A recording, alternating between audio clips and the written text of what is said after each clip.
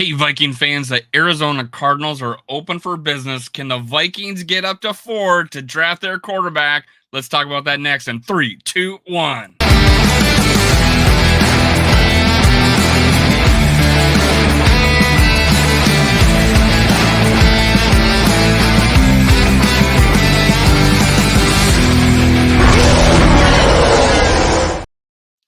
Gather around, Skull Brothers and Sisters. This is Skull World, brought to you by Minnesota Sports Talk. I'm your host, Dave. You can follow me on Twitter, TikTok, and Facebook at Skull World. Make sure you hit subscribe, like, leave a comment. Leave a comment, guys. You'll be entered to win a Justin Jefferson jersey autographed when I hit 3,000 subscribers. I'm just barely under 300 away, over 300 away. Let's go. Let's go. Make sure you comment. Make sure you subscribe. Make sure you like this video. But we are going to talk about that huge news. I'm a little late. I talk about it. But hey, I'm doing a video now, sitting down. I got an article to read for you. I got my thoughts on it. Monty Ossenfort went on a press conference and was asked about his pick. He said that they're going to have a big, bright neon sign. It's not going to be blinking because that's hard on his eyes, that they're open for business.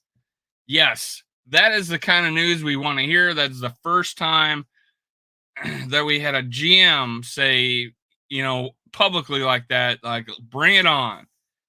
He says a lot of calls have been coming in, various things, a lot of information in a little 2-minute clip that I just watched that says, hey, these guys are open for trading.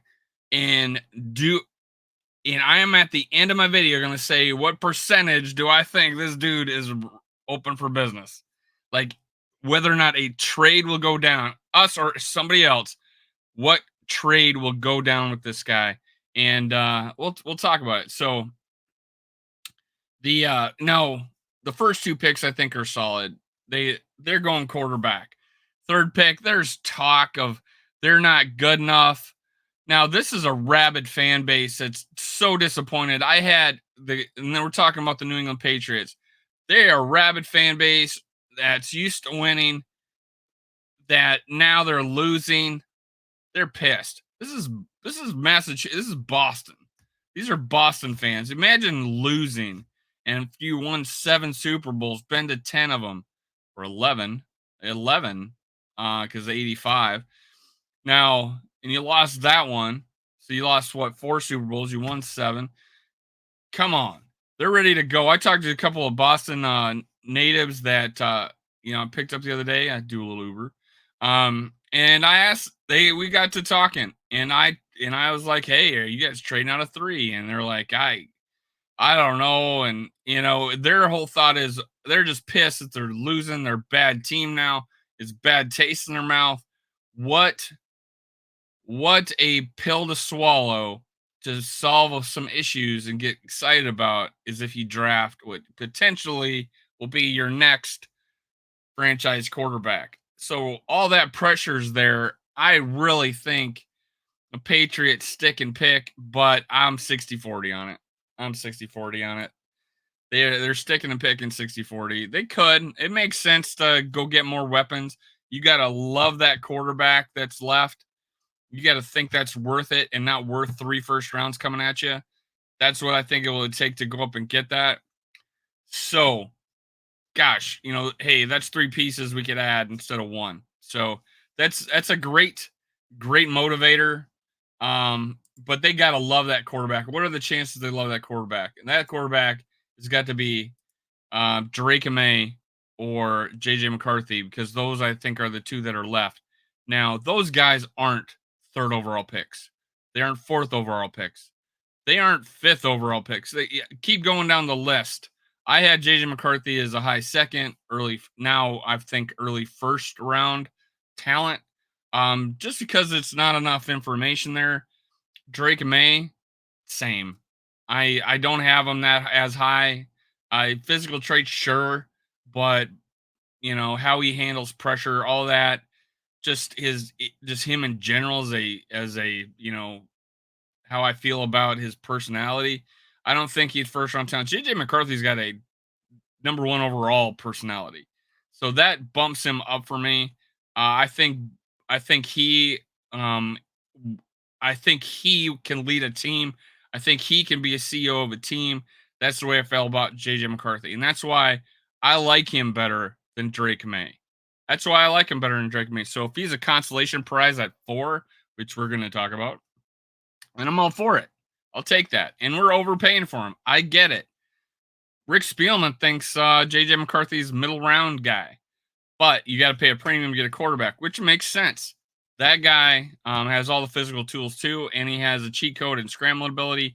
He has all the personality. He's got the presence, the gravitas of a number one pick in the draft. I believe that guy can take us places if under the right coaching. So yeah, JJ McCarthy's there for me. I'd be excited about it. Do we overpay? I'll talk about that at the end of the video too after we go over this article. Let's do that.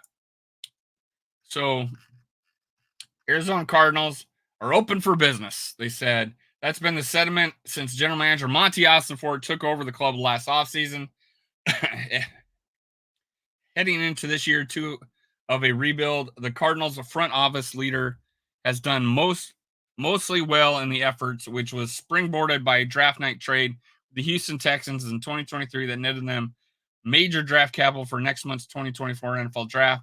The Cardinals are off to get great start, but off to a great start, but are far from where they want to be, leaving them again as candidates for a team to trade with as more roster spots can be filled and flexibility in all avenues can be added moving forward.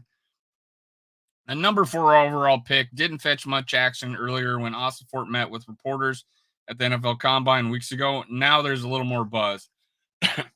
Yeah, a little more action, said Austin Fort with a grin when asked if conversations surrounding their top pick has increased. So I'd say the phone calls are starting to pick up a little bit. I would say they'll probably continue into next week when we go down to Florida for the owners' meetings. I think most teams are in similar spot to us and starting to finalize their boards. And the pro day piece is kind of the final on-field piece with evaluation purposes. I would imagine some of those conversations will continue to pick up, honestly. They probably will not get real serious until we get right up until the week and of the draft, similar to last year. By the way, this is SI.com by Donnie Druin. So it'll heat up owners meeting. We'll hear a lot more buzz then. Yeah, I'm pretty excited about the prospects. I think he's open to trading. I definitely think he's open to trading. Again, I'll hang on. I'll tell you my prediction.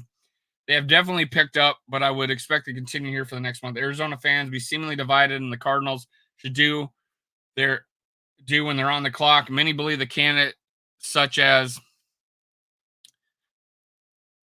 wide receiver Marvin Harrison Jr., simply can't be passed on, while others believe the organization could capitalize greatly on the quarterback needy team looking to move up. So Marvin Harrison Jr. Now this guy's got so many holes. Now here's my thoughts of why I Marvin Harrison Jr. is not a lock to get taken there. I I'd take him. I'd take him in a heartbeat. He's that talented. There's other receivers though too, that are very good. But hey, is this guy leaving after 4 years or 5 years? Is this guy gonna take it and run? I'm the Cardinals. I don't have enough around him yet. Is he gonna? He's gonna get a bad taste in the mouth, losing. Is he gonna leave early? Do I think I need a? Do I need a quarterback in place to throw to a big time receiver like that? Can I still get receivers in this draft? I'm gonna get 3 first rounds, I think, for this. Possibly. So yeah, I think Cardinals could trade out, and that getting Marvin Harrison's not a big as big a deal as you think. Sure, he's a great talent, but nobody throwing to him. What? Well, they do have a guy throwing to him. I'm a little hard on Murray. He can throw the ball, but is there enough around him? So the whole idea is that Marvin Harrison really has got to like the quarterback. Monty Ossenworth's still got to like his quarterback. Does he want to put that big a weapon around him? Sure, he does. But hey, I got more problems around my team. So a lot to be said about that. Heading into last year's festivities, the Cardinals had much of the framework established with the Houston before the deal was made official. Seeing Arizona drop outside of the top 10, but affording them strong capital, including this year's first round pick as a result. Some believe Austin Fort could again be in cahoots, this time with the Minnesota Vikings, who recently acquired another first round pick and are widely expected to pursue a trade into the top five. I would say that there is a considerable amount of it that is laid beforehand. Austin Ford described when asked how deals are worked in regards to trading picks. But with everything, it kind of has to wait and see. There's only so far that it can go because, again, every mock draft out there has everything all figured out that's going to happen. And quite honestly, I don't believe much of any of it. We pick at 4. That means we don't know what's going to happen to 1, 2, and 3. Quarterback. That's my prediction. I think people have conversations. Hey, if this happens, or if so and so is so and so available here, then maybe we can talk. And it would look something like this. But ultimately, there's still a lot of unknown, and really there will be until we're on the clock. So he's talking about how if so and so is available here, we can talk. They're talking beforehand. They're saying if so and so is available or this is available, hey, we can have an idea. They had a framework with the Texans before the draft. Same deal going on. This is what we all think about when we're talking about Kwesi calling teams. He's calling teams all the time, seeing where they're at. He's called the Cardinals. He has an idea of what it will take to get up there. He didn't he didn't have enough to get up there. And I retract my statement. Kwesi did not call the Texans. Texans called Kwesi, but of course Kwesi's open for business, so I give him credit for working out the deal. It went about 20%, 15% into Texans' favor, according to the Jimmy Johnson chart. Whatever. I think getting this year's first is a much bigger deal because we don't expect to be picking early next year. So that early second round isn't going to be an early second round anymore. It's going to be a late second round. So I like the trade. Like it or not, Cardinals are open for business when it comes to their draft picks, even if it requires some extra eye candy. There'd be a big neon sign that says open. I don't like it blinking. That kind of messes with my eyes. Austin for a joke. They literally just took his whole speech and put it in quotes in this article. But yeah, we're always going to be listening. We'll always have that conversation. We may not get to the point where the deal makes sense, whether it's at 4 or anywhere we're picking, but we're always going to have the conversation. It makes sense. And if it's attractive to build our team, then it's something that we'll certainly consider no matter where at in the draft. What do I think?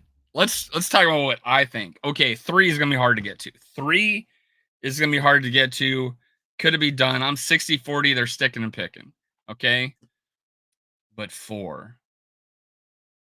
I based on what he's saying, I believe 3 first rounders, they could work out the change. There might be change, but the basis of the trade, 3 first rounders, 100% this guy takes it.